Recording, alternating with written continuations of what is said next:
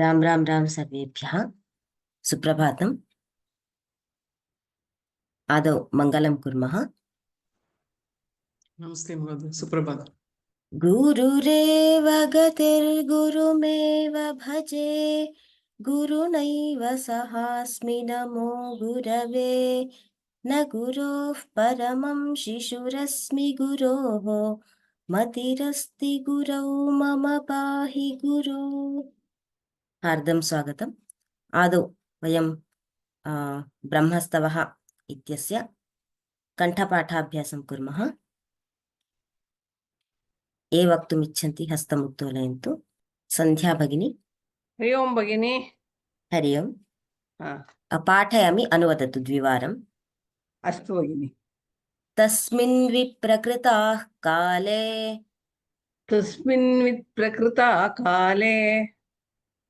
तस्मिन् विप्रकृता काले तारकेण दिवौकसः तारकेण दिवौकसः दुरासाहं पुरोधाय तुरासाहं पुरोधाय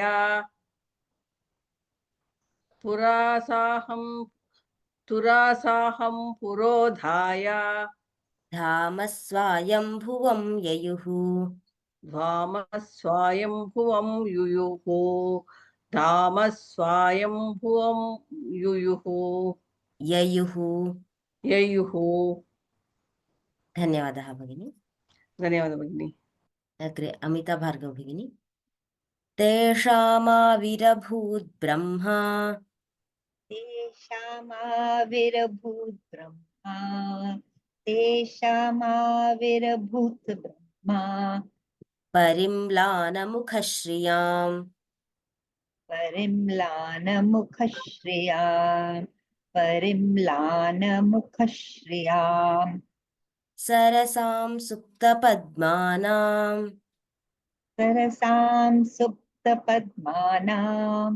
सरसां सुप्तपद्मानां प्रातर्दीधिति मानिव प्रातर्दीधिति मानिव प्रातर्दीधिति मानिव प्रातर्दीधिति मानिव प्रातर्दीधिति मानिव प्रातर्दीधिति मानिव।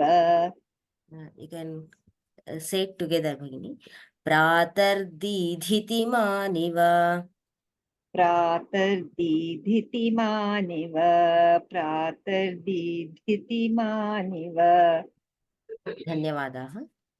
अग्रे प्रकाश मोहिनी भगिनी। नमो नमः भगिनी। नमो नमः। अथ सर्वस्य धातारम् अथ सर्वस्य धातारम् अथ सर्वस्य धातारम् ते सर्वे सर्वतोमुखम् ते सर्वे सर्वतोमुखम् ते सर्वे सर्वतोमुखम् वागीशं वाग्भिरर्थ्याभिः वागीशं वागिभिर्यर्थ्याभिः वागीशं वागिभिर्यर्थ्याभिः वाग्भिरर्थ्याभिः वागिभिर्यर्थ्याभिः वाग्भिः अर्थ्याभिः वाग्भिरर्थ्याभिः वाग्भिः अर्थ्याभिः वागिभिरर्थ्याभिः वागीशं वाग्भिरर्थ्याभिः वागीशं वागिभिरर्थ्याभिः वागीशं वागिभिरर्थ्याभिः प्रणिपत्योपतस्थिरे प्रणिपत्योपतस्थिरे प्रणिपत्योपतस्थिरे। धन्यवादः भगिनी। Practice the third line. वाग्भिरर्थ्याभिः वागिभिरर्थ्याभिः। धन्यवादः। अग्रे रविशंकर महोदय। हरि ओम आचार्य। हरि ओम। नमस्त्रिमूर्तये तुभ्यं नमस्त्रिमूर्तये तुभ्यं नमस्त्रिमूर्तये तुभ्यं प्राक्सृष्टेः केवलात्मने प्राक्शिष्टे केवलात्मने प्राक्शिष्टे केवलात्मने गुणत्रयविभागाय गुणत्रयविभागाय पश्चाद्भेदमुपेयुषे पश्चाद्भेदमुपेयुषे धन्यवादाः महोदय। अग्रे यामिनी भगिनी। राम राम राम राम राम राम। यदमोघमपामन्तः यदमोघमपामन्तः यदमोघमपामन्तः उक्तं बीजमजत्वया उक्तं बीजमजत्वया उक्तं बीजमजत्वया अतश्चराचरं विश्वम् अतश्चराचरं विश्वं प्रभवस्तस्य गीयसे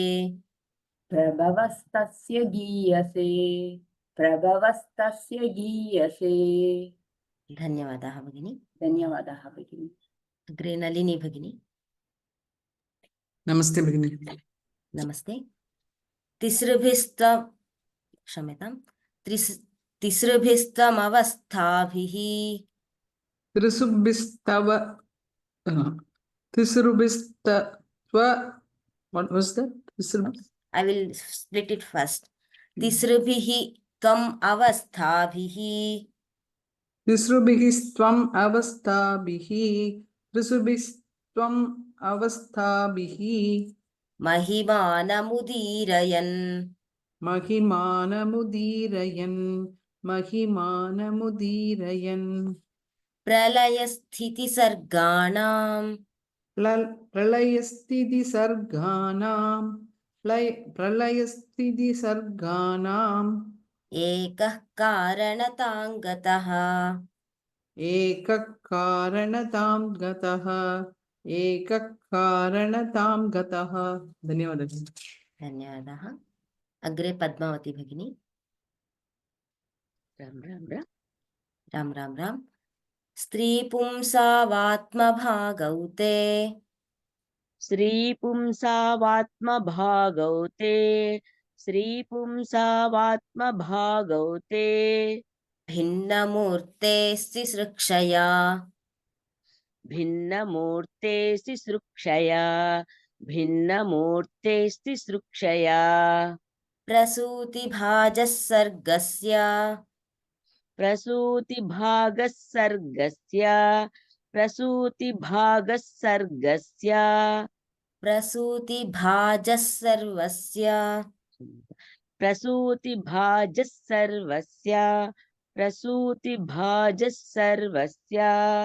तावेव पितरौ स्मृतौ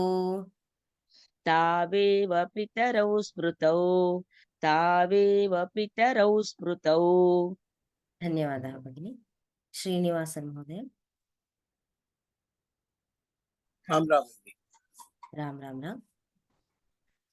स्वकालपरिमाणेन स्वकालपरिमाणेन व्यस्तरात्रिन्दिवस्यते यश्च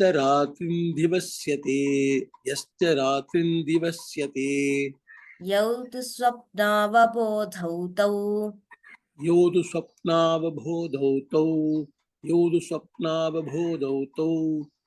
वो अल्पप्राणः बोधौ तौ भूतानां प्रलयोदयौ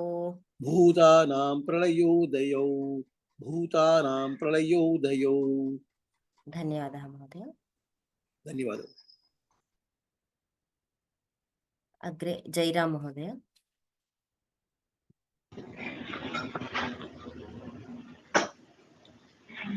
जगद्योनिरयोनिस्त्वं जगद्यो निरयोनिस्त्वं द्विवारं जगद्यो निरयोनिस्त्वं जगदन्तो निरन्तकः जगदन्तो निरन्तकः जगदन्तो निरन्तकः जगदादिरनादिस्त्वं जगदादिरनादिस्त्वं जगदादिरनादिस्त्वं जगदीशो निरीश्वरः जगदीशो निरीश्वरः जगदीशो निरीश्वरः धन्यवादः धन्यवादाः राम राम अग्रे श्यामला भगिनी नमस्ते भगिनी नमस्ते आत्मानमात्मना वेत्सि आत्मान आत्मना वेत्सि आत्मान आत्मना वेत्सि आत्मानम् आत्मना वेत्सि आत्मानमात्मना वेत्सि आत्मान आत्मना वेत्सि आत्मानमात्मना वेत्सि सृजस्यात्मानमात्मना सृजत्यात्मानमात्मना सृजत्यात्मानमात्मना सृजस्य आत्मानम् आत्मना सृजस्यात्मानमात्मना सृजत्यात्मानमात्मना सृजत्यात्मानमात्मना नाट् सृजत्यात्मान सृजस्यात्मान सृजत्यात्मानमात्मना सृजत्यात्मानमात्मना सृजस्य सृजत्यात्मान यस् सृजत्यात्मानमात्मना सृजत्यात्मानमात्मना आत्मना कृतिना च त्वम् आत्मना कृदिना सत्वम् आत्मना कृदिना सत्वम् चत्वम् सत्वं सत्वं नाट् स चकार चत्वम् आत्मन्येव प्रलीयसे आत्मन्नेव प्रलीयसे आत्मन् एव प्रलीयसे धन्यवादः भगिनी धन्यवादः हेमा भगिनी नमस्ते भगिनी नमस्ते द्रवः सङ्घातकठिनः द्रवः सङ्घातकठिनः द्रवः सङ्घातकठिनः स्थूलः सूक्ष्मो लघुर्गुरुः स्थूलः सूक्ष्मो लघुर्गुरुः स्थूलः सूक्ष्मो लघुर्गुरुः व्यक्तो व्यक्तेतरश्चासि व्यक्तो व्यक्तेतरश्चासि व्यक्तो व्यक्तेतरश्चासि प्राकाम्यन्ते विभूतिषु प्राकाम्यं ते विभूतिषु प्राकाम्यं ते विभूतिषु धन्यवादः गोपाल कृष्णन महोदय राम राम राम राम राम राम उद्धातः प्रणवो यासाम् उत्तादप्रणवो यासाम् उत्तादप्रणवो यासाम् न्यायैस्त्रिभिरुदीरणम् न्यायैस्त्रिभिरुदीरणम् कर्म यज्ञः फलं स्वर्गात् स्वर्गः क्षम्यता पुनः पाठयामि कर्म यज्ञः फलं स्वर्गः कर्मयज्ञः फलं स्वर्गः कर्मयज्ञः फलं स्वर्गः तासां त्वं प्रभवो गिराम् तासां त्वं प्रभवो गिराम् तासां त्वं प्रभवो गिराम् धन्यवादः महोदय धन्यवादः अनघा भगिनी राम राम राम राम राम राम त्वामामनन्ति प्रकृतिम् त्वामामनन्ति प्रकृतिम् पुरुषार्थप्रवर्तिनीम् पुरुषार्थप्रवर्तिनीं पुरुषार्थप्रवर्तिनीं तद्दर्शिनमुदासीनं तद्दर्शिनमुदासीनं तद्दर्शिनमुदासीनं त्वामेव पुरुषं विदुः त्वामेव पुरुषं विदुः त्वामेव पुरुषं विदुः। धन्यवादः। धन्यवादः।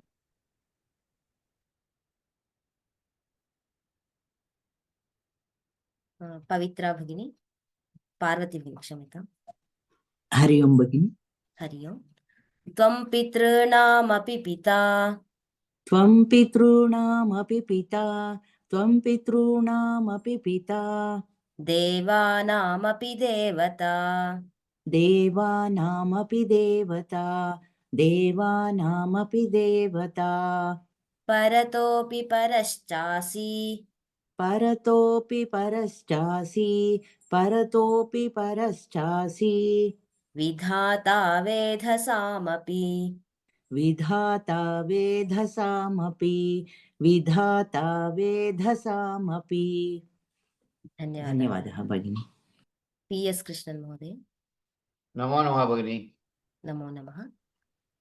त्वमेव हव्यं होता च त्वमेव हव्यं होता च त्वमेव हव्यं होता च भोज्यं भोक्ता च शाश्वतः भोज्यं भोक्ता च शाश्वतः भोज्यं भोक्ता च शाश्वतः वेद्यं च वेदिता चासि वेद्यं च वेदिता चासि वेद्यं च वेदिता चासि ध्याता ध्येयं च यत्परम् ध्याता ध्येयं च यत्परं ध्याता ध्येयं च यत्परम्। धन्यवादः। धन्यवादः भगिनि। एवं ब्रह्मस्तवः इत्यस्य अभ्यासं कृतवन्तः। यदि if we memorize, it will be helpful in during the exam. So we are doing that practice here in the during these sessions. We are doing that. अग्रे पाठं प्रति गच्छामः। चतुर्दशः पाठः चित्रग्रीवकथा इति। तत्र किं किम् अस्माभिः दृष्टम् इति एकवारं पश्यामः। किम् आसीत्? गोदावरी काचित् नदी अस्ति, तस्याः तीरे विशालः वृक्षः, शाल्मली वृक्षः अस्ति, वटवृक्षः अस्ति। तस्मिन् वटवृक्षे किं भवति? नानादेशात् एवं नानाप्रदेशात् रात्रौ पक्षिणः आगत्य निवसन्ति स्म। कस्मिंश्चित् दिने किं भवति? प्रातःकाले लघुपतनकः नाम कश्चन वायसः जागृतः उत्थितः भवति। सः कञ्चन व्याधं पश्यति। सः कीदृशः आसीत्? कृष्णवर्णयुक्तः, ऊर्ध्वकेशः एवं यमकिङ्कराकारः आसीत्। तादृशं व्याधं काकः पश्यति। दृष्ट्वा सः तम् आलोक्य दृष्ट्वा किं चिन्तयति? अद्य प्रातरेव अनिष्टदर्शनं जातम्। अद्य प्रातः मया यद् इष्टं नास्ति तादृशं किञ्चित् दृष्टं तादृशस्य दर्शनं जातम्। अतः किं भवति अस्मिन् दिने इति न जाने इति सः विचिन्त्य तं व्याधमेव अनुसरन् गच्छति। एवं गमनकाले सः चिन्तयति, उत्थायोत्थाय बोद्धव्यं महद्भयमुपस्थितं मरणव्याधिशोकानां किमद्य निपतिष्यति इत्येवं सः लघुपतनकनाम काकः चिन्तयति। ततः किं भवति?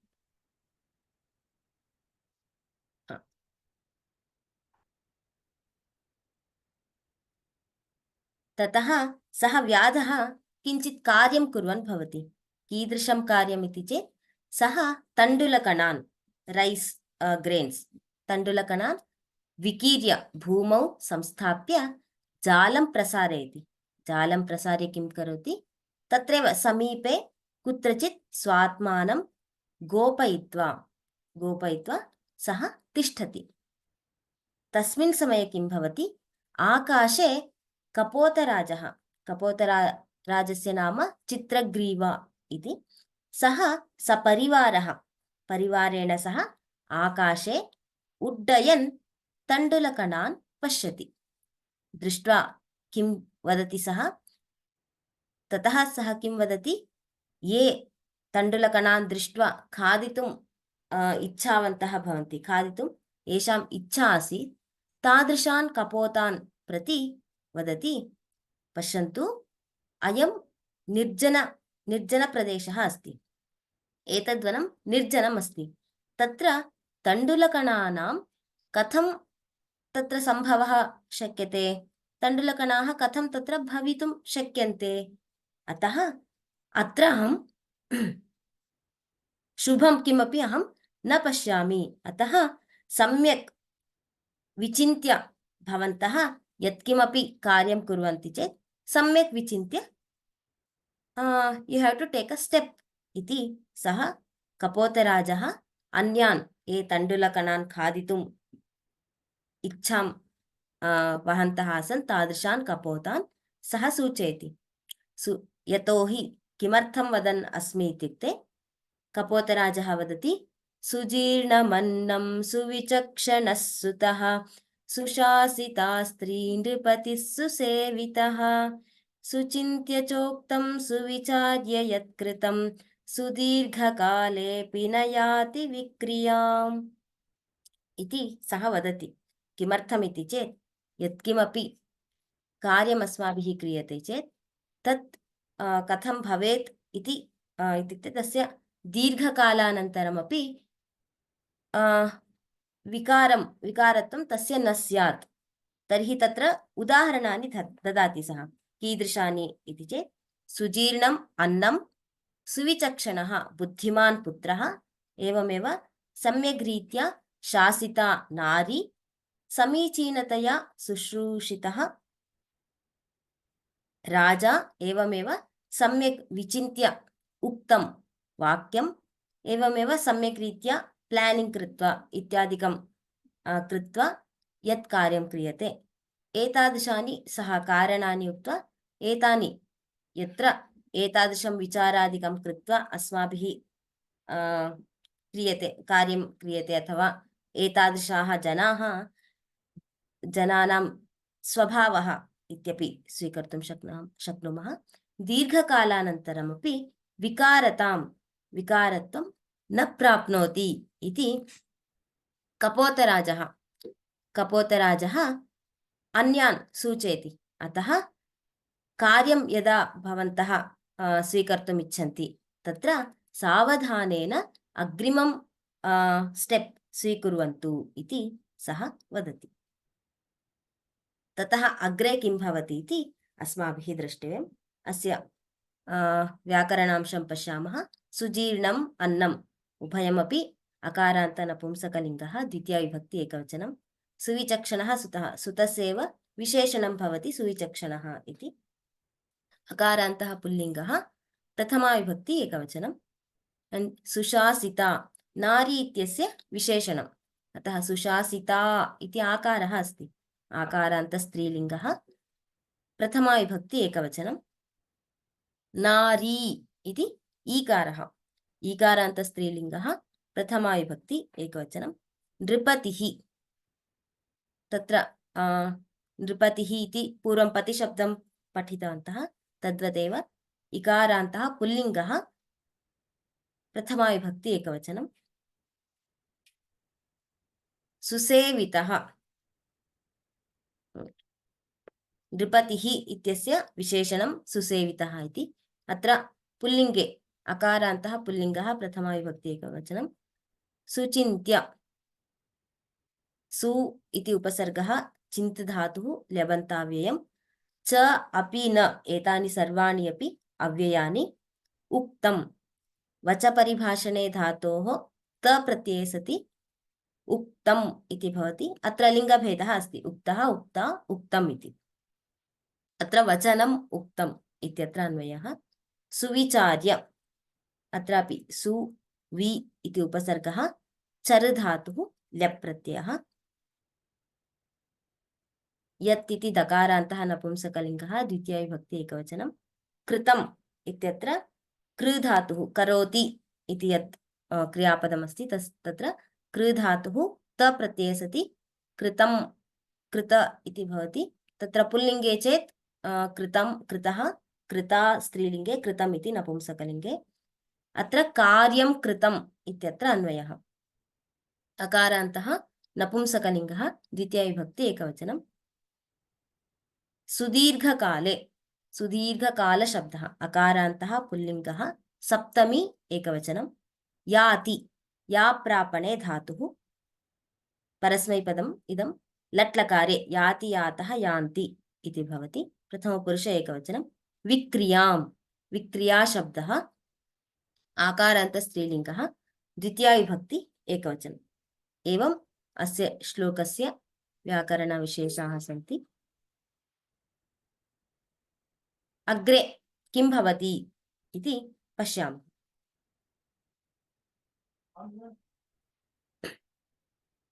एतदाकर्ण्य कश्चित् दृप्तः कपोतः सदर्पमाह आम् किमेवमुच्यते इति।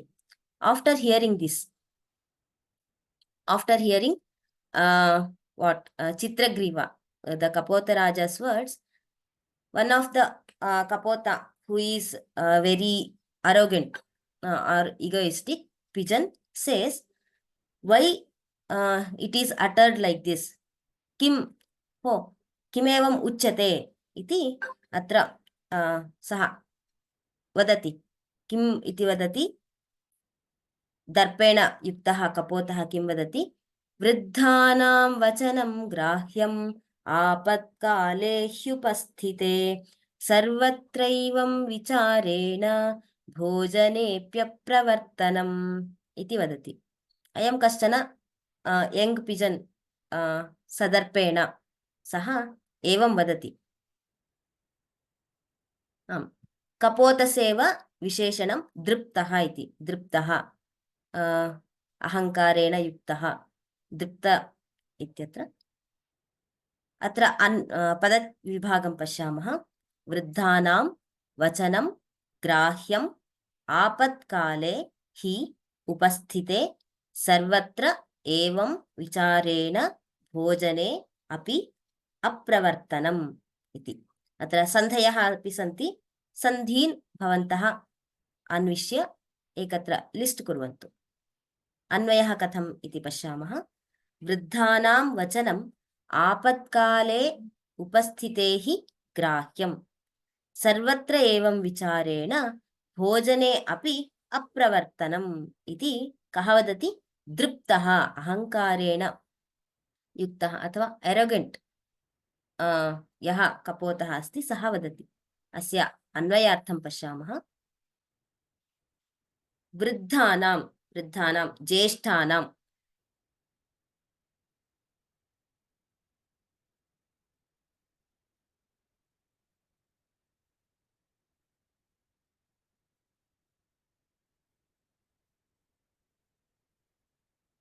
वृद्धानां ज्येष्ठानां वचनं, वचनम् उपदेशः, तेषां सलहा यद्भवति तद् वचनम् उपदेशः। आपत्काले, यदा कष्टम् इति कष्टकालः यदा आपद्यते तदानीम् आपत्काले उपस्थिते हि तादृशसन्दर्भे एव ग्राह्यं, तेषां वचनम् अनुसरणीयम् अथवा स्वीकरणीयम् इति। सर्वत्र, सर्वदा, सर्वेषु अपि विषयेषु अथवा सर्वेषु सन्दर्भेषु वा एवं विचारेण, एतया रीत्या यदा विचारं कुर्मः तदानीं किं भवति? भोजने अपि, आहारे अपि प्रवृत्तिः न जायते। इदानीं तत्र किम् आसीत्? तण्डुलकणाः आसन्। कपोतराजः किं वदति? पश्यन्तु, मम तु इदं सम्यक् इति न भासते, अतः भवन्तः you should not go there. If you want to go, you have to think before, you have to overthink and you can do the you can take a next step iti vadati. But this arrogant pigeon, what he says, if he listen to this old kapota, we will not get even ahara food also. So किं वदति अस्य वचनस्य श्रवणे कोऽपि किमपि प्रयोजनं नास्ति इत्येवं रीत्या सः दृप्तः कपोतः वदति। अस्य अर्थं पश्यामः। वृद्धानां ज्येष्ठानाम् उपदेशः कष्टकाले समागते एव स्वीकरणीयः अनुसरणीयश्च। सर्वेषु विषयेषु अपि एतया रीत्या विचारं यदि क्रियते तर्हि आहारः अपि न लभ्येत। अथवा आहार इदानीं तत्र दृश्यमानम् अस्ति। आहारः दृश्यमानः अस्ति, तत्रापि प्रवृत्तिः न स्यात् इत्येवं रूपेण कपोतः दृप्तः कपोतः he says his thoughts. So we should not now it is not time to hear his words iti सः वदति। वृद्धानाम् अत्र षष्ठी विभक्ति बहुवचनम् अकारान्तः पुल्लिङ्गः वृद्धशब्दः षष्ठी विभक्ति बहुवचनं वचनम् इति वचनशब्दः अकारान्तः नपुंसकलिङ्गः प्रथमा विभक्ति एकवचनं ग्राह्यं ग्रह उपादाने गृह्णाति इति अत्र भवति।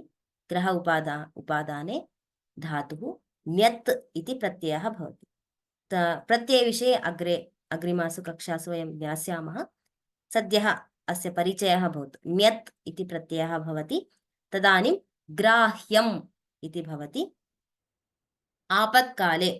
आपत्कालशब्दः अकारान्तः पुल्लिङ्गः सप्तमी एकवचनं हि सर्वत्र एवम् अपि एतानि सर्वाणि अपि अव्ययानि उपस्थिते तत्र आपत्काले उपस्थिते एवं तत्र अन्वयः। अकारान्तः पुल्लिङ्गः सप्तमी एकवचनं विचारेण विचार इति शब्दः तृतीया विभक्ति एकवचनं भोजने सप्तमी एकवचनं भोजनम् इति भोजनशब्दः अकारान्तः नपुंसकलिङ्गः अप्रवर्तनं न प्रवर्तनम् अप्रवर्तनम् अप्रवृत्तिः इति अकारान्तः नपुंसकलिङ्गः प्रथमा विभक्ति एकवचनम्। एवं तत्र किं व्याकरणविशेषाः जाताः। अग्रे किं भवति कथायाम् इति पश्यामः। इदानीं दृप्तः कपोतः किं वदति? वृद्धानां वचनं we should not listen now, otherwise we will not get food इति वदति। ततः किं वदति सः? अतः अवतरत शीघ्रं यथेच्छं भक्षयत इति। ततस्ते सर्वेपि अवधीर्य चित्रग्रीववचनं लोभाविष्टचित्ताः अवतीर्य जालेन बद्धाः बभूवुः। So the dripta, the arrogant pigeon, after saha kim vadati? So now you should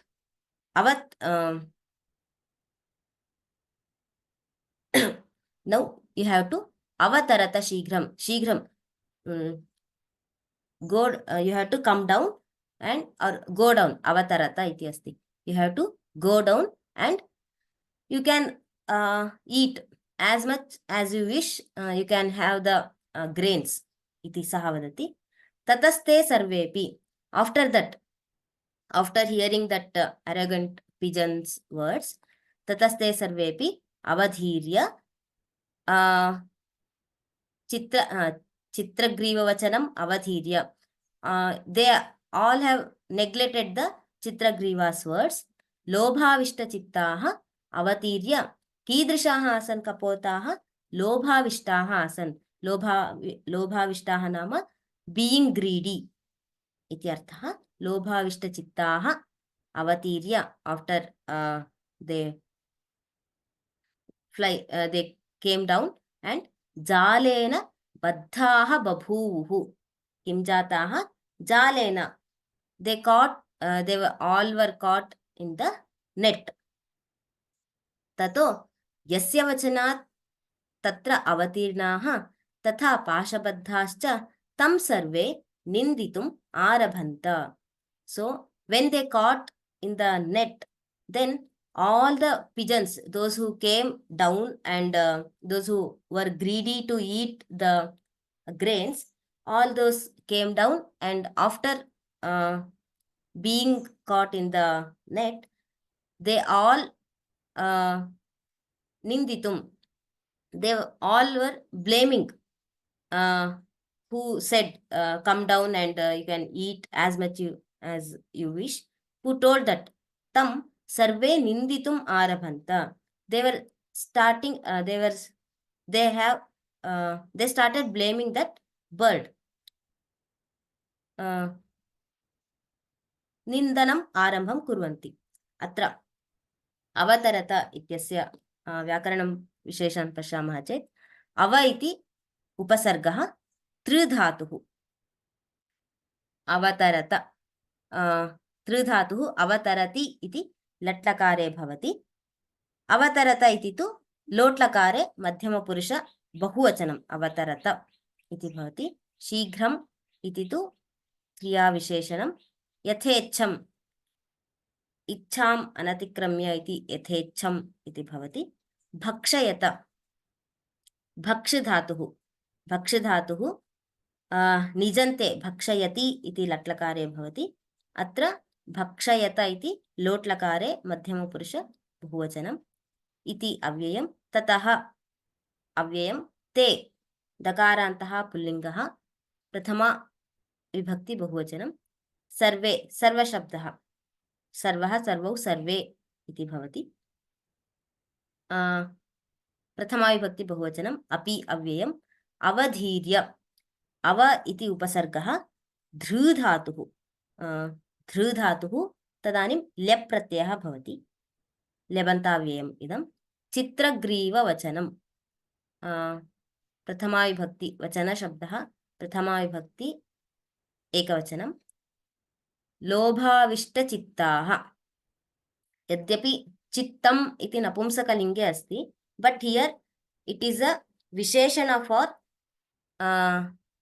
the कपोतास, फॉर द पिजन्स. सो लोभेन आविष्टाः, लोभाविष्टाः, लोभाविष्टं चित्तं यस्य लोभाविष्टचित्तः ते लोभाविष्टचित्ताः.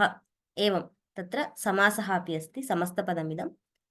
So it is visheshana for the pigeons. So it is napumsakalinga, pullinga, prathama vibhakti bahuvachanam. Avatirya, ava iti upasargah tridhatuh lyap pratyayah. Jalena, jala shabdah, jalam napumsakalinga shabdah. Tritiya vibhakti ekavachanam.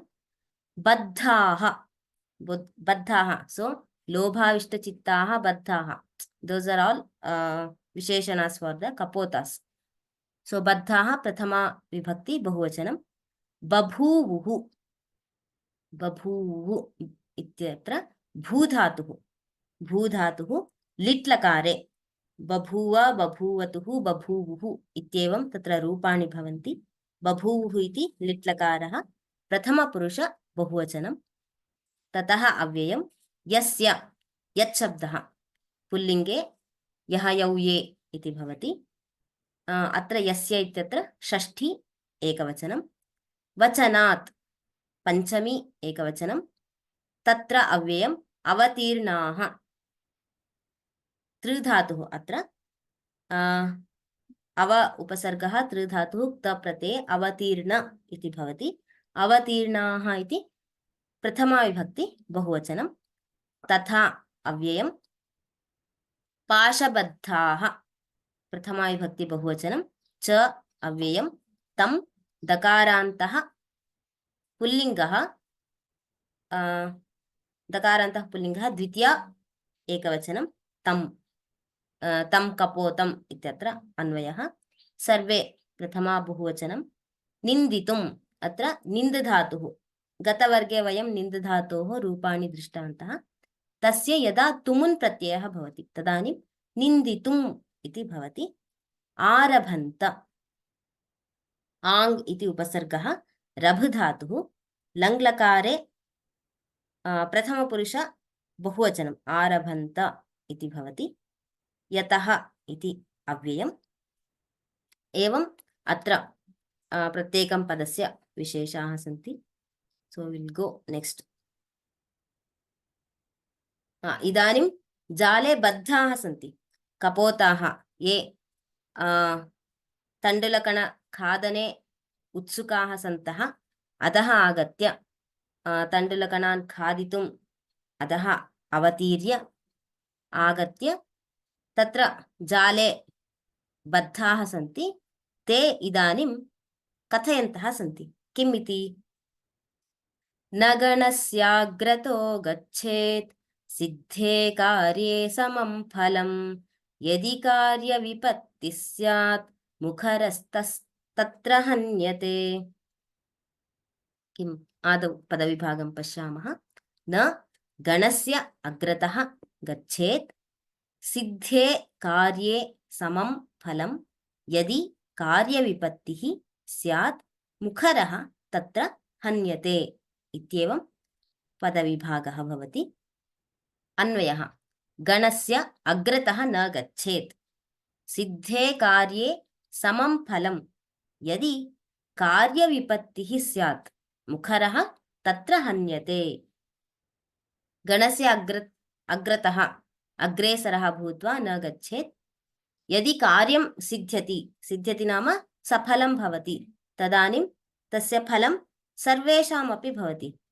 यदि कार्ये विपत्तिः भवति, यदि कार्यम् असफलं, तर्हि मुखरः, तत्र अग्रेसरः यः आसीत् सः एव तत्र हन्यते, अथवा सः निन्दनां प्राप्नोति इत्यस्मिन् अर्थे अयं श्लोकः अस्ति। तत्र अन्वयार्थं पश्यामः। गणस्य, एकस्य समूहस्य किम् अग्रतः, अग्रेसररीत्या, लीडर् रूपेण, अथवा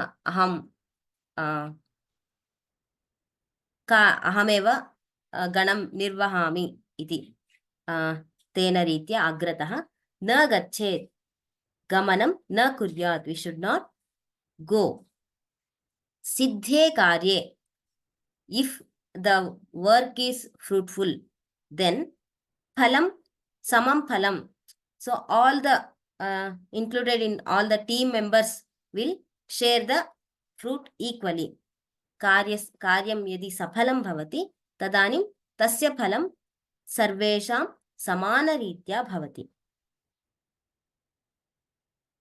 यदि कार्यविपत्तिः स्यात्, if the work is not proper or it fails, तदानीं अग्रेसरः यः नायकः आसीत् सः तत्र हन्यते, तत्र निन्दां प्राप्नोति। He will be blamed by all the people इति अस्य श्लोकस्य अर्थः। सम्पूर्णस्य श्लोकस्य अर्थं पश्यामः। समूहस्य एकस्य अग्रेसररीत्या गमनं न कुर्यात्। यदि गमनं क्रियते, गमनं कृते सति कार्यस्य सिद्धिः यदा भवति, तदानीं तस्य कार्यस्य फलं सर्वे तस्मिन् गणे विद्यमानाः सर्वे अपि समानरीत्या तत् फलं समानरीत्या सर्वेषामपि तस्य फलस्य विभागः भवति। यदि कार्यं विफलं, सफलं न भवति, तदानीम् अग्रेसरः एव तत्र निन्दां प्राप्नोति। He has to take the responsibility for all that whatever happened. So अतः एवम् इदानीं के एतं वाक्यं वदन्तः सन्ति? ये निन्दाम्, इदानीं ये तत्र जाले बद्धाः, तस्य दृप्तस्य कपोतस्य वचनश्रवणेन जाले ये बद्धाः,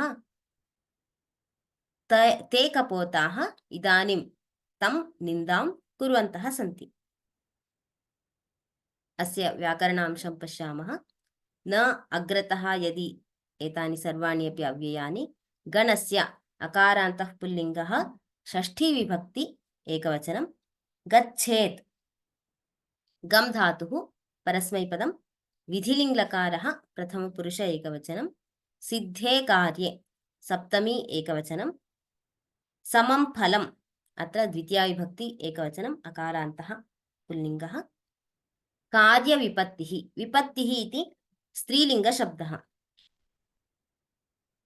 अत्र स्त्रीलिङ्गे प्रथमाविभक्ति एकवचनं, कार्यविपत्तिः इति स्यात्, असभुवि धातुः परस्मैपदं, विधिलिङ्गलकारे प्रथमपुरुष एकवचनं, मुखरः अकारान्तः पुल्लिङ्गः प्रथमाविभक्ति एकवचनं, तत्र अव्ययम्, हन्यते हन् धातुः भावकर्मणोः हन्यते हन्येते हन्यन्ते इति रूपाणि भवन्ति, तत्र लट्लकारे प्रथमपुरुष एकवचने हन्यते इति भवति।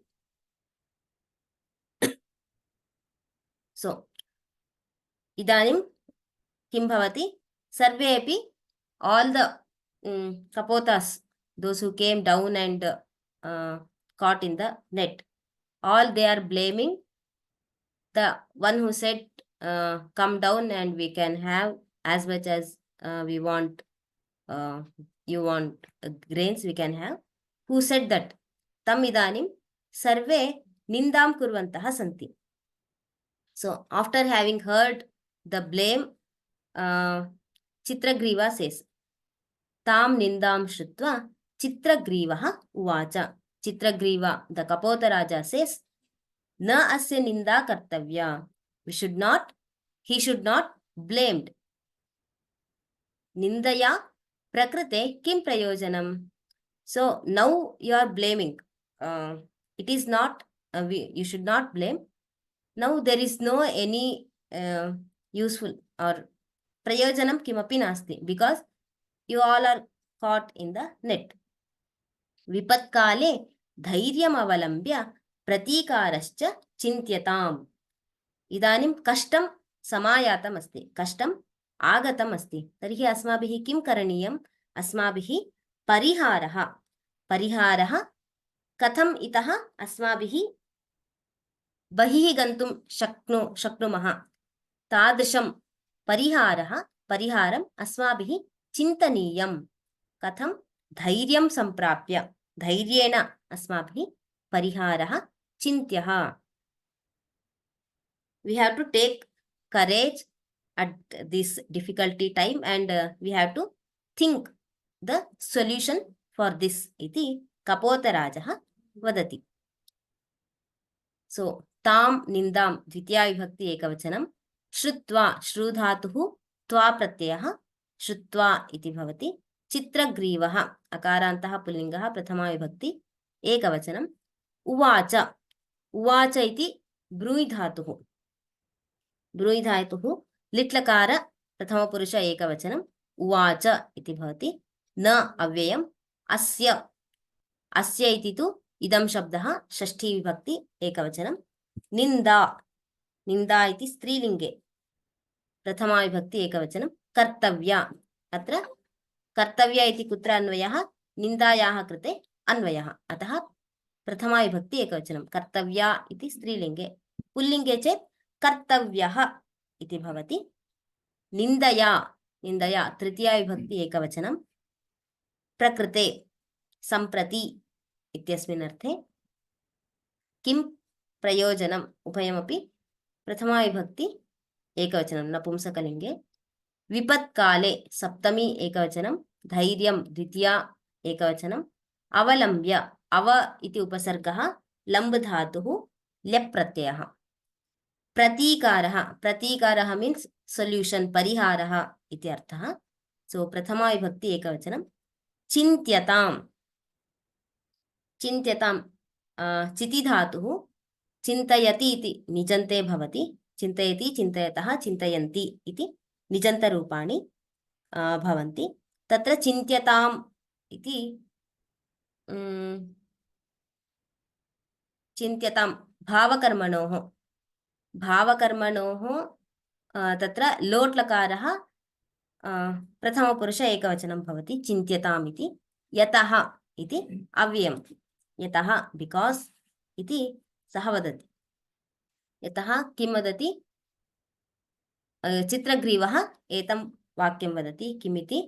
षड्दोषाः पुरुषेणेह हातव्या भूतिमिच्छता निद्रा तन्द्रा भयं क्रोधः आलस्यं दीर्घसूत्रता इति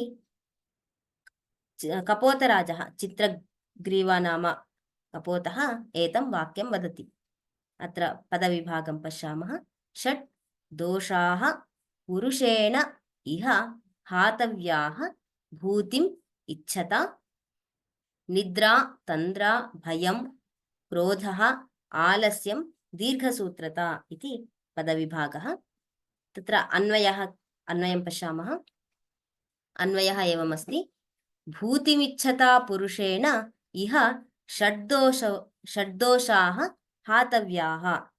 ते के इति चेत् निद्रा तन्द्रा भयं क्रोधः आलस्यं दीर्घसूत्रता इति अन्वयः। लेट अस् सी द अन्वयार्थ। भूतिम् इच्छता, भूतिमिच्छता, भूतिः नाम अभिवृद्धिः। अभिवृद्धिं यः कामयति तादृशः पुरुषः इति अस्ति। पुरुषेण मनुष्येण by the man। अत्र पुरुषेण भूतिमिच्छता पुरुषेण इत्यत्र अन्वयः। अतः इच्छता इत्यत्र तृतीया विभक्तिः अस्ति। भूतिमिच्छता पुरुषेण इह अस्मिन् जगति अथवा अस्मिन् लोके अस्मिन् प्रपञ्चे षड्दोषाः, दोषाः नाम यत् गुणः न, यः गुणः न, दोषः अवगुणाः हातव्याः, we have to overcome with them। त्यक्तव्याः इति अर्थः। केते इति चेत् निद्रा स्लीप, तन्द्रा जाड्यं वियर्नेस, and भयं फियर, क्रोधः anger, and आलस्यं लेजिनेस, दीर्घसूत्रता विलम्बेन कार्यकरणम् अथवा थिंकिंग टू मच इति। एते षड् दोषाः इति तत्र परिगण्यन्ते। एते दोषाः अस्माभिः त्यक्तव्याः इति कः वदति? कपोतराजः सः वदति। अर्थं पश्यामः। यः पुरुषः अभिवृद्धिम् उन्नतिं कामयते तेन पुरुषेण अस्मिन् जगति षड् दोषाः, षड् अवगुणाः त्यक्तव्याः भवन्ति। ते च शयनं, जाड्यं, भीतिः, कोपः, कार्यविमुखता, विलम्बेन कार्यकरणम्। सो अत्र शयनं किमर्थम् इति चेत् यदि अस्माभिः अभिवृद्धिः इष्यते, then if you want to be a successful person in life, then we should not sleep too much। यावान् कालः शयनस्य कृते अपेक्षितः तावती निद्रा अलं भवति। ततः अधिकं निद्रा वा अथवा जाड्यं वा भीतिः तु भवत्येव, सन्दर्भेषु भवति, परन्तु सर्वदा एवं करोमि चेत् किं भवति इत्यादि रूपेण भीतिः न भवेत्। एंगर्, सर्वेषु अपि यत्किमपि कार्यं न साध्यते, तत्र कोपः वा अथवा अन्यस्य तर्जनं वा, कोपेन तर्जनं तथा न करणीयम्। एवमेव आलस्यं, कदाचित् we get successful or we get the fruit immediately, or sometimes it may take some time also। So तादृशे सन्दर्भे अस्य कार्यस्य फलं मया न प्राप्तम् इति विचिन्त्य कार्यम् अकृत्वा विना कार्यं तत्र आलस्यं न कुर्यात् इति। कार्यात् मया फलं न प्राप्तम्, अतः अहम् एतत् कार्यम् अहं न करोमि इति न चिन्तनीयम्। पुनश्च इतोपि कालः अस्ति खलु, किमर्थं मया शीघ्रं कार्यं करणीयम् इत्यपि कार्ये इति विचिन्त्य तत्र कार्यस्य किं कार्ये मन्दगतिः तथा न भवेत् इति अस्य श्लोकस्य अर्थः।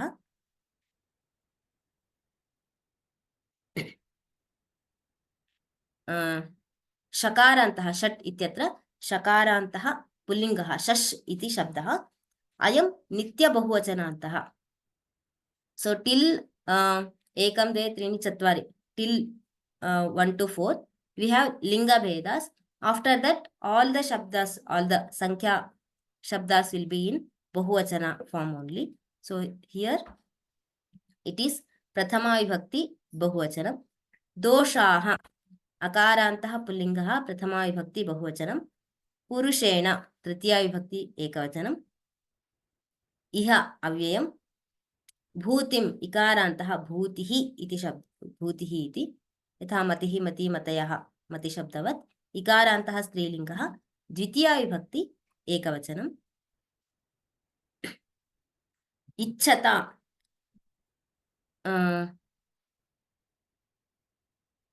क्षम्यताम् अत्र तकारः भवेत् तकारान्तः इच्छन् इच्छत् इति यथा भवत् शब्दः भवति तथा रूपाणि भवन्ति। तृतीया विभक्ति एकवचनं। निद्रा तन्द्रा उभयपि स्त्रीलिंग शब्दे आकारान्त स्त्रीलिंगः प्रथमा विभक्ति एकवचनं। भयम् आलस्यम् अकारान्तः नपुंसकलिङ्गः प्रथमा विभक्ति एकवचनं। क्रोधः अकारान्तः पुल्लिङ्गः प्रथमा विभक्ति एकवचनं। दीर्घसूत्रता आकारान्तः आकारान्तः स्त्रीलिङ्गः क्षम्यताम् आकारान्तः स्त्रीलिङ्गः भवेत् प्रथमा विभक्ति एकवचनं क्षम्यताम् दीर्घसूत्रता इति आकारान्तः स्त्रीलिङ्गः प्रथमा विभक्ति एकवचनम्। इदानीं सः किं वदति कपोतराजः किं वदति एते षड्गुणाः षड्दोषाः षड् अवगुणाः अस्माभिः हातव्याः त्यक्तव्याः इति वदति। ततः किं भवति इदानीमपि एवं क्रियताम् सर्वैः एकचित्तीभूय जालम् आदाय उड्डीयताम् इति सः वदति। सः कपोतराजः एव किं वदति सलहां परिहारं सूचयति। इदानीम् अपि एवं क्रिया अव्ययानि क्रियतां कृ धातुः कृ धातुः भावकर्मणोः लोट्लकार प्रथमपुरुष एकवचनं क्रियताम् इति। सर्वैः सर्वैः सर्वशब्दः तृतीया बहुवचनं एकचित्तीभूय अत्र सर्वे मिलित्वा बीइंग यदा सर्वे एकत्री भवन्ति एकचित्ताः भवन्ति इत्यस्मिन् अर्थे एकचित्तीभूय अत्र ल्यबन्ताव्ययं जालं द्वितीया विभक्ति एकवचनं जालम् आदाय जालं गृहीत्वा आदाय गृहीत्वा इति आङ् इति उपसर्गः दा धातुः ल्यबन्ताव्ययम् उड्डीयताम् उत् इति उपसर्गः उत् इति उपसर्गः तत्र डीङ् इति धातुः भावकर्मणोः लोट्लकारे प्रथमपुरुष एकवचनम् उड्डीयताम् इति भवति। यतः किमर्थम् इति सः कपोतराजः वदति। किमर्थम् इति चेत् अल्पानामपि वस्तूनां संहतिः कार्यसाधिका तृणैर्गुणत्वमापन्नैः बध्यन्ते मत्तदन्तिनः। सः किमर्थम् इति वदति। आदौ पदविभागं पश्यामः। अल्पानाम् अपि वस्तूनां संहतिः कार्यसाधिका तृणैः गुणत्वम् आपन्नैः बध्यन्ते मत्तदन्तिनः इति पदविभागः। अस्य अन्वयं पश्यामः। अल्पानां वस्तूनाम् अपि संहतिः कार्यसाधिका गुणत्वम् आपन्नैः तृणैः मत्तदन्तिनः बध्यन्ते इति अन्वयः। अन्वयार्थं पश्यामः।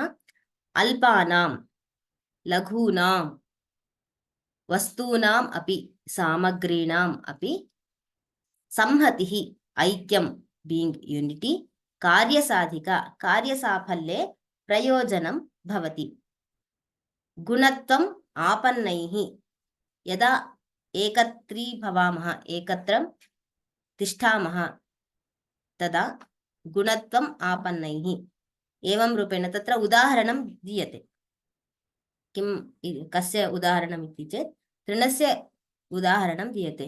एवम् एकतया बन्धितैः तृणैः इति तृणैः ग्रास् तृणं ग्रास् तैः मत्तदन्तिनः मत्तदन्तिनः नाम दन्ती इति गजस्य पर्यायपदं मत्तदन्तिनः मदगजाः बध्यन्ते ते बन्धिताः भवन्ति इति अत्र उदाहरणं दीयते। अतः इदानीम् अस्माभिः किं करणीयम् एकचित्ताः भूत्वा वयं जालम् आदाय उड्डयनं कुर्मः इति सः तृणस्य विशेषं स्वीकृत्य कपोतराजः वदति। अर्थं पश्यामः। लघूनां सामग्रीणामपि ऐक्यं कार्यसाफल्ये प्रयोजनाय भवति। इदानीं तत्र कथम् इति तत्र उदाहरणं दर्शयति। एकतया बन्धितैः तृणैः तृणं किमपि वस्तुतः तृणं वयं पशूनां कृते दद्मः आहाररूपेण दद्मः तेन तेषाम् उपयोगः भवति परन्तु मानवानां तथा उपयोगाय न भवति परन्तु यदि तृणानि एकत्रीकृतानि भवन्ति अथवा एकरूपेण बन्धिताः भवन्ति युगपत् मेलयित्वा एवं यदा बन्धनं क्रियते तदा सः तृणबन्धः किं भवति मदगजानामपि बन्धनं कर्तुं समर्थं भवति। अतः वयं किं कुर्मः सर्वे मिलित्वा सजालं वयं उड्डयनं कुर्मः इति कपोतराजः सः एवं उदाहरणं दत्वा सः परिहारं सूचयति। इति हितवचनं श्रुत्वा एतादृशं वचनं कपोतराज्ञः राजस्य वचनं श्रुत्वा पक्षिणः सर्वे जालमादाय उत्पतिताः। After hearing Chitragrivas words, what they did means all they युगपत् सर्वेपि मिलित्वा ते सर्वे जालेन सजालं ते उत्पतिताः उड्डयनं कृतवन्तः। व्याधः सुदूरात् जालापहारकान् अवलोक्य पश्चात् धावन् अचिन्तयत्। इदानीं व्याधः कुत्र आसीत् तत्रैव समीपे स्थित्वा पश्यन् आसीत् किं कुर्वन्ति एते कपोताः इति। सः दूरात् एव जाल अपहारकान् कपोतान् इत्यत्र अन्वयः। अवलोक्य आफ्टर सीइंग दिस पश्चात् धावन् अचिन्तयत्। पश्चात् when they flew away then now the vyadha follows the kapotas. पश्चात् धावन् अचिन्तयत् he thought किम् इति चिन्तयति जालमादाय गच्छन्ति संहताः पक्षिणोऽप्यमी यदा तु विवदिष्यन्ति वशमेष्यन्ति मे तदा इति। इदानीं व्याधः वाक्यं वदन् अस्ति।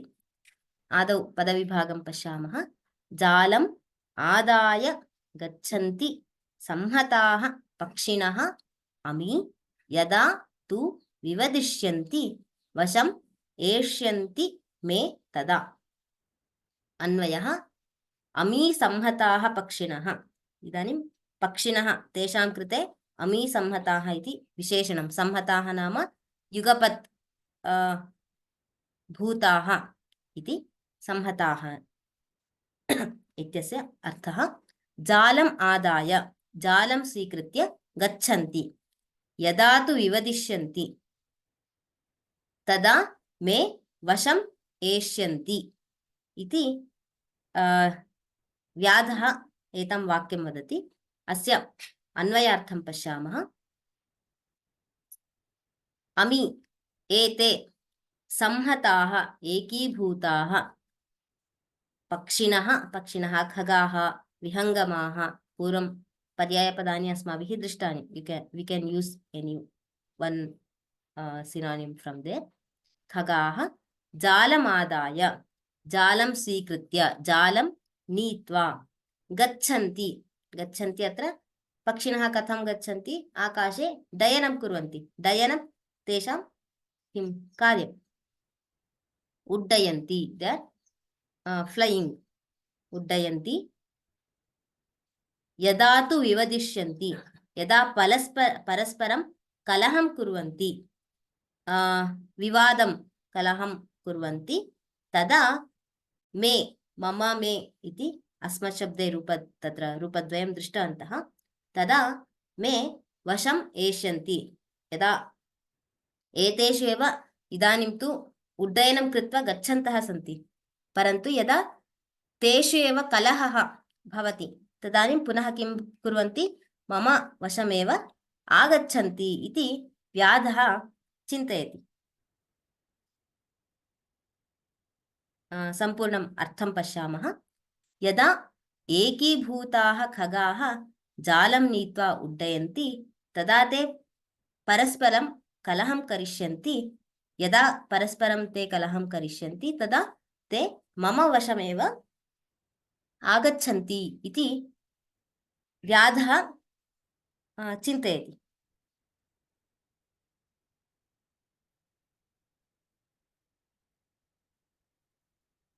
जालम् इति अकारान्तः नपुंसकलिङ्गशब्दः द्वितीयाविभक्ति एकवचनम् आङ् इति उपसर्गः दा धातुः ल्यप् प्रत्यये सति आदाय इति भवति गच्छन्ति गम् धातुः लट्लकारे प्रथमपुरुष बहुवचनं गच्छन्ति इति बहुवचनं भवति संहताः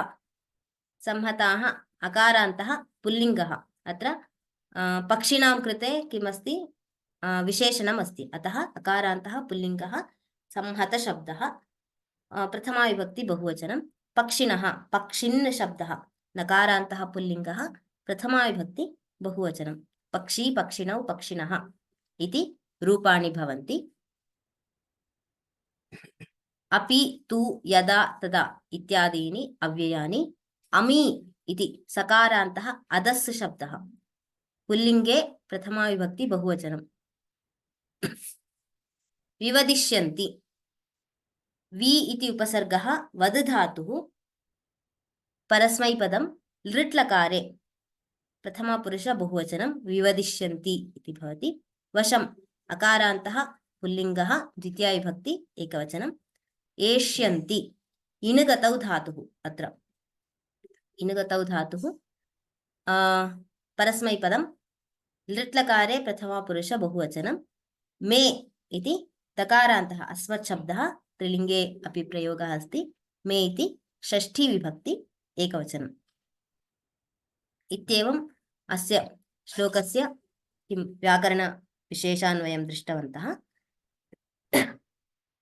अग्रे किं भवति इदानीं व्याधः किं चिन्तयति यदा इदानीम् एते उड्डयनं कृत्वा गच्छन्तः सन्ति यदा कलहः तेषु परस्परं कलहः भवति तदानीं पुनः कलहः भवति चेत् किं भवति तेषां किम् इदानीं unit is their strength whenever the quarrel happens in between them ते अधः मम वशमेव आगच्छन्ति इति सः चिन्तयति परन्तु इदानीं किं जातं यदा ते अगोचरतां गताः दृष्टेः अगोचरताम् इति विसर्गसन्धिः विसर्गस्य रेफः अगोचरतां गताः तदा सः व्याधः सः व्याधः विषण्णः निराशश्च भूत्वा इमं श्लोकम् अपठत्।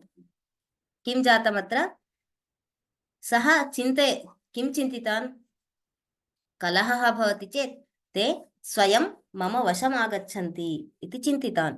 But what happens here means, as they went beyond his sight, दृष्टेः अगोचरताम् इत्यत्र beyond his sight इति नेत्रं प्रति अदृश्यमानाः जाताः इत्यस्मिन् अर्थे सः किं चिन्तयति? विषण्णः, being disappointed, he says this shloka. किम् इति वदति? न हि भवति यन्न भाव्यं भवति च भाव्यं विनापि यत्नेन करतलगतमपि नश्यति यस्य हि भवितव्यता नास्ति। विषण्णः, दुःखेन दुःखसहितः, पुनः निराशश्च, निराशः, being disappointed, सः श्लोकं वदति। किमिति? तस्य पदच्छेदं पश्यामः।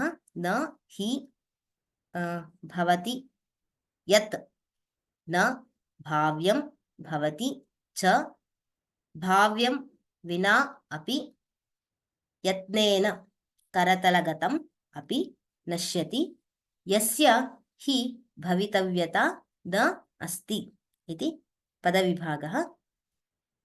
अस्य पदच्छेदं पश्यामः, अन्वयं पश्यामः। न हि भवति यत् न भाव्यं भवति च भाव्यं विनापि यत्नेन, अत्र पदच्छेदः एव अस्ति। अन्वयः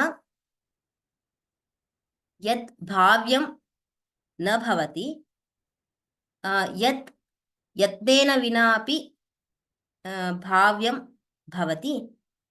तत्र उदाहरणम् एवमस्ति, करतलगतमपि यस्य करतलगतमपि नश्यति तत्र भवितव्यता नास्ति इत्येवं रूपेण तत्र अन्वयः भवति। अन्वयार्थं पश्यामः। यत् न भाव्यं, यत् कार्यं भवितुं योग्यं नास्ति, तादृशं कार्यं न भवति एव। That kind of work does not happen, never happen. तादृशं कार्यं न भवति एव। यत्नेन विनापि, यत्नं विना, प्रयत्नम् अकृत्वापि किं भवति? भाव्यं, भाव्यं नाम यद् भवितुं योग्यम् अस्ति तादृशं कार्यं भवत्येव, भवति च, भवति एव।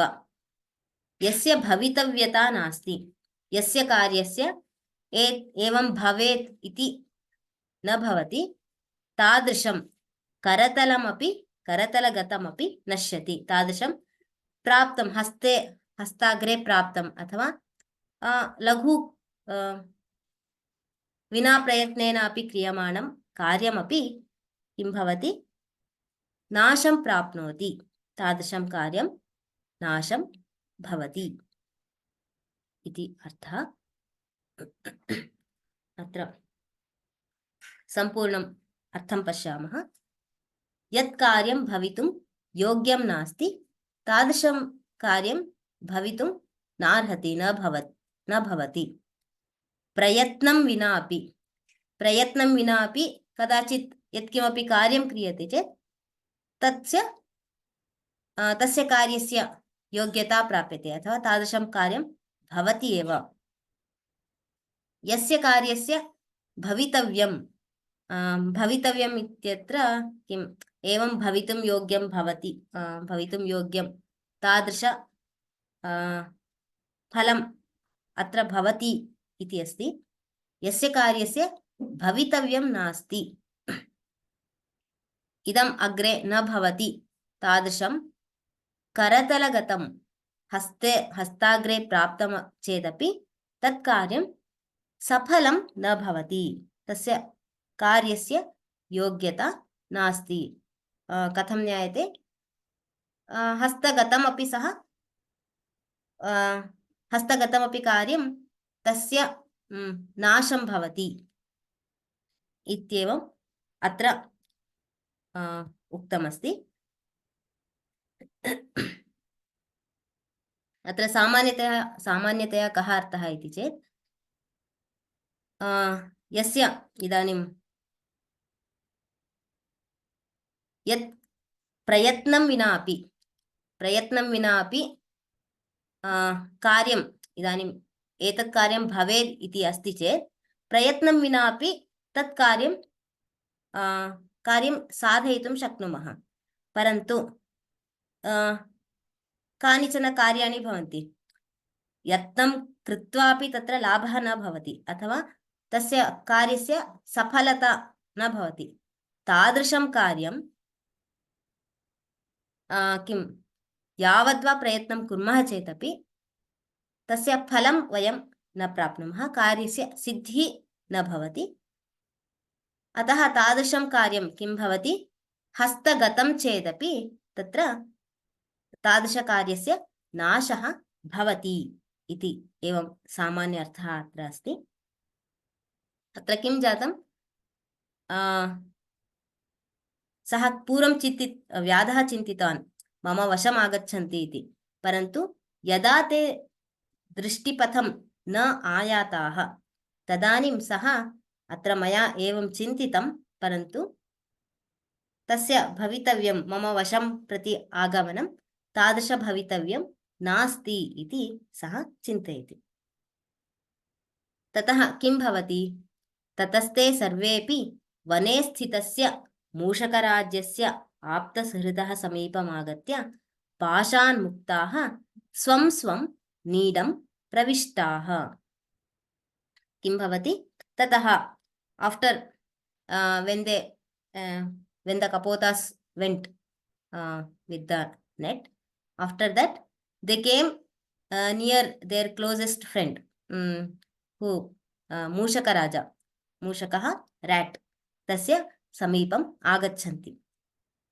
Agatya saha kutra vasati sma, he was staying in that same forest.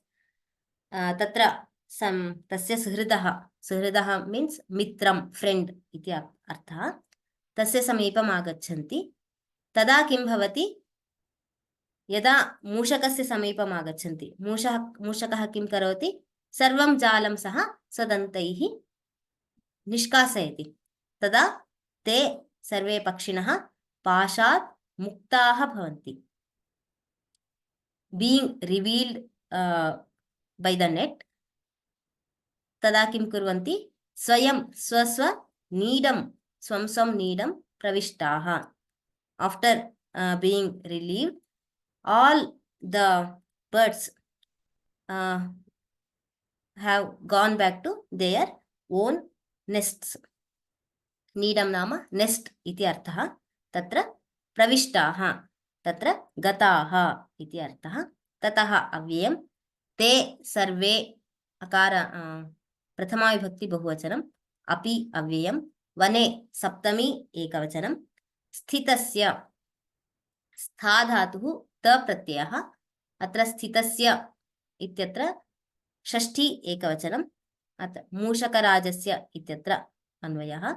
स्थितस्य इत्युक्ते वासं कुर्वतः इति अर्थः। मूषकराजस्य षष्ठी एकवचनम्, आप्तसुहृदः, सुहृद् शब्दः दकारान्तः सुहृद् शब्दः, अत्रापि षष्ठी विभक्ति एकवचनं। समीपं, समीपं निकटं इत्य अव्ययम्। आगत्य, आङ् इति उपसर्गः, गम धातुः, ल्यप् प्रत्ययः। पाशात् पञ्चमी एकवचनं। मुक्ताः प्रथमा विभक्ति बहुवचनं। स्वं स्वम्, अत्र स्वस्य इत्यस्मिन् अर्थे स्वम् इति पदस्य प्रयोगः कृतः अस्ति। नीडं द्वितीया विभक्ति एकवचनं।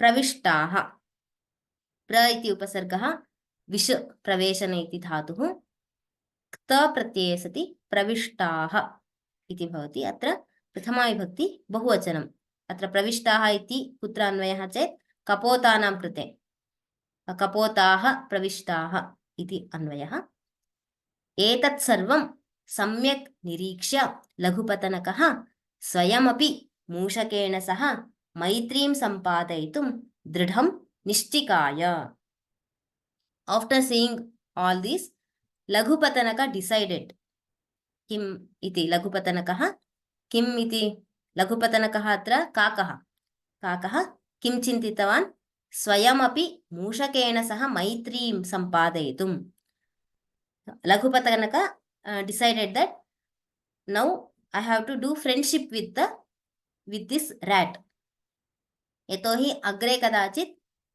किं भवति सहायः भवितुं शक्यते इति सः दृढं निश्चिकाय दृढं firmly he decided इति अर्थः निश्चिकाय निश्चयं कृतवान् इति अस्य पाठस्य सारः एवं तत्र बहवः श्लोकाः अस्मिन् पाठे समायाताः प्रत्येकं श्लोकः अपि एकैकं प्रत्येकं सन्दर्भे अपि एकैकं किं मोरल् सारं प्रापितमस्ति तद् वयमपि अस्माकं जीवने अनुसरामः यत्र यत्र अथवा अन्यान् अपि वयं बोधयितुं शक्नुमः इति एवं पाठः समाप्तः प्रश्नाः सन्ति चेत् प्रष्टुं शक्नुवन्ति एकचित्तीभूय इति अत्र लेबन्ताव्यम् अत्र उपसर्गः तथा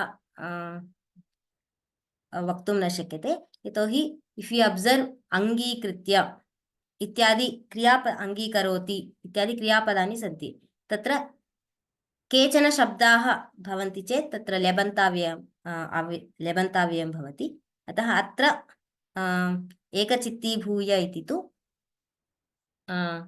लेबन्ताव्ययमेव अत्र उपसर्गः तथा नास्ति लोभाविष्टचित्ताः those who are greedy इति अर्थः दृप्तः arrogant इति अर्थः अथवा इगोइस्टिक् इत्यपि स्वीकर्तुं शक्यते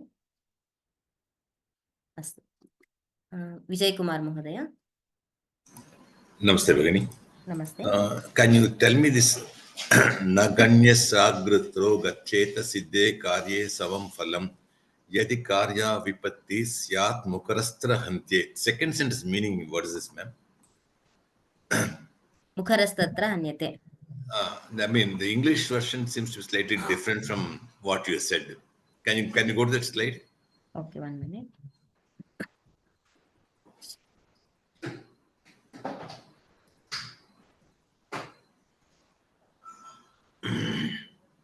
Now here it says never be a leader to the group.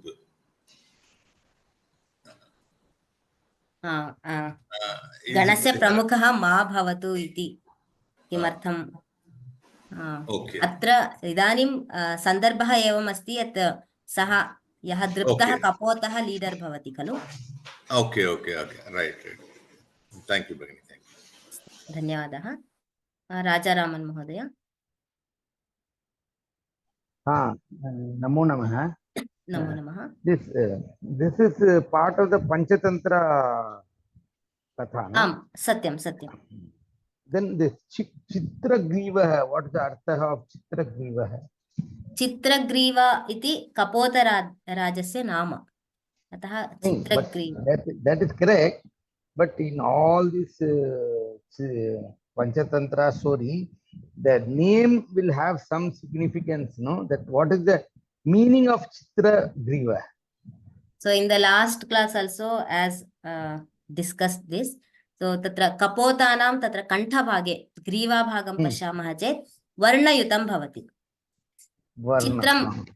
चित्रम् इत्यस्य वर्णः इत्यपि कश्चन अर्थः अस्ति अतः तादृशग्रीवा अस्य अस्ति इति कपोतराजस्य चित्रग्रीवा इति नाम अस्ति ग्रीवा is kantha कण्ठभागः yes kantha bhaga and then this Laghupatanakah. Laghupatanakah is meaning.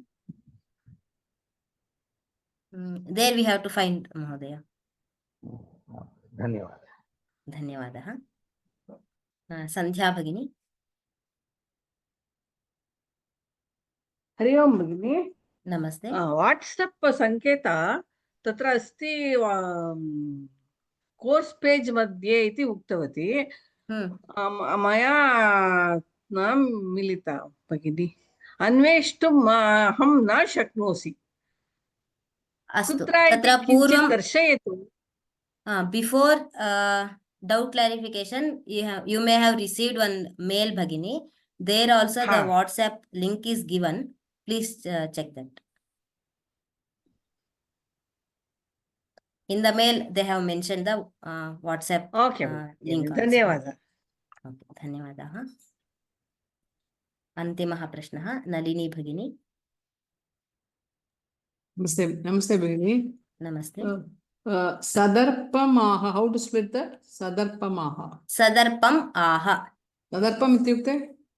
दर्पेण युक्तः इति अर्थः अहङ्कारसहितः अहङ्कारसहितः अस्तु दर्पः नाम अहङ्कारः इति अर्थः अहङ्कारः ओके धन्यवादः अनन्तरं one word that मत्तदन्तितः what is the name of the मत्तगजः इति अर्थः दन्ति means गजः गज yes अस्तु धन्यवादः धन्यवादः so keep practicing all the shlokas and shabdarupas, dhaturupas also. So in the next class, we will see some of the questions and other things also. Dhanyavadaha. Ram Ram Ram.